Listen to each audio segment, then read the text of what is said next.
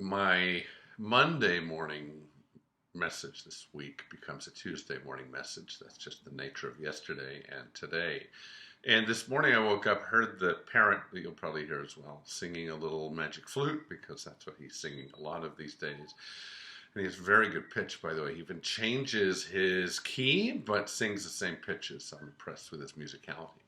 But I was listening to him, and this morning as I was getting ready, starting the day, I had a playlist on Spotify. And the song that came up was Carole King singing You've Got a Friend. When Carole King wrote that, it probably meant exactly what it would have meant 2,000 years before or 10, 20 years after, meaning you've got a friend. What is that incredible, incredible gift of friendship? All of us know what it is. We also know what it is to lack it. We know as kids what it feels like, that dangerous feeling of being alone and lonely in our school years, not feeling like we're worthy of friends, and then getting to adulthood and realizing again at times our loneliness. And I say that as distinct from aloneness, because I think these two very similar words are like concern and worry. Concern is good. Concern means you're focused on things that need to change, perhaps. Maybe it's prompting you to do things to make the change. But worry is doing something internal. It's turning yourself in on yourself, which doesn't solve any problem. So there's a thought on concern and worry. But aloneness might be, especially if you're an introvert, but I think for every human being, a state of rest, a state of serenity sometimes, a state, if we can reach it, of growth, a state of reflection, of looking within, of listening to our own voice occasionally. And then the idea is that we'll leave aloneness and find togetherness again. That's the human condition. Think back to the evolutionary theory, we might say, of loneliness and what it meant always to be together. In the beginning of beginnings, when we were societies, let's say hunter-gatherer societies, we relied on each other to share our foods. We shared crops, so we needed each other. We knew to be alive and to be well meant to be together. We would hunt together and share our food.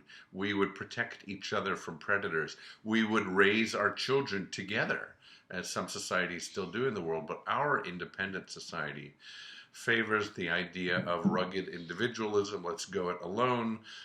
Let's close ourselves off from the need, the possibility that we need other people in that way. But during this pandemic, I think it's become more apparent than ever in my lifetime. We truly need each other. What is being lost in many societies are those safety nets that have always been the antidote to loneliness, which are organizations, communal organizations, synagogues, churches. People are leaving those kinds of congregations of people and not realizing the cost to people and the cost to themselves. We actually need to matter to each other. We need to show up for each other. We need to volunteer. We need to see each other. We need to connect to each other. And we also need to know, even in our quiet moments, that we're actually never alone because we're part of something larger than ourselves. Why does loneliness matter? Well, because it's dangerous.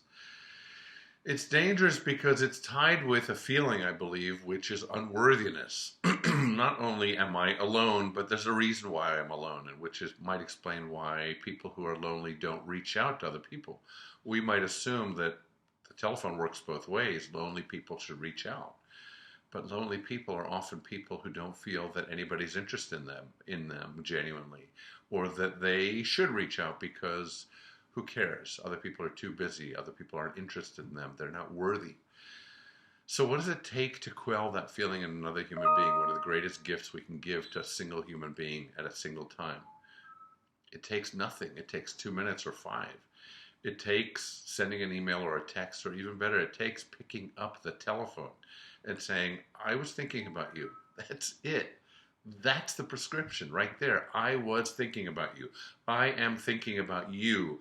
Now imagine the person at the other end of that call, old-fashioned telephone or newfangled one, what happens to every part of their being when they hear the words, I was or am thinking about you. In other words, you matter. You're more important to me in this moment than I am, or I'd be getting on with my stuff.